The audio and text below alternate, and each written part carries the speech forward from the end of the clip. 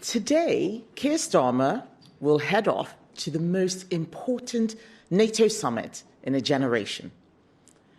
Britain has received intelligence that Russia could launch an attack on NATO as soon as 2030.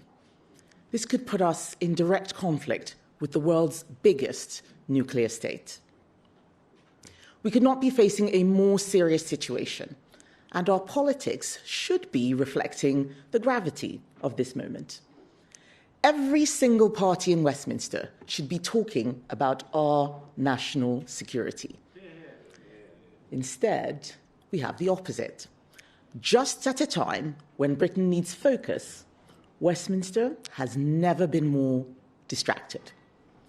We are sending an outgoing Prime Minister to that NATO summit who's completely powerless, and he is taking with him a defence investment plan which he knows is not fit for purpose, with barely half of the additional funding that our armed forces need.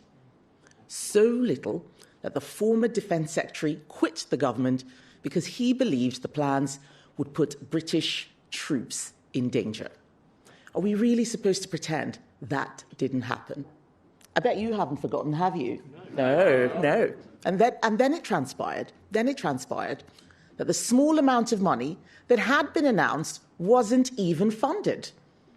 Keir Starmer has left a £5 billion black hole for his successor. He stands up at PMQs and tells us everything is going fine. Britain's armed forces have never had it so good. And then the Labour MPs cheer. But we all know that they aren't really listening. They haven't realised that the problems with the Defence Investment Plan have not gone away just because Andy Burnham is riding to their rescue. And have you actually heard Andy Burnham say anything about the threats that we face? Have you heard him say anything about the threats that we face? Last week, the RAF intercepted a Russian warplane.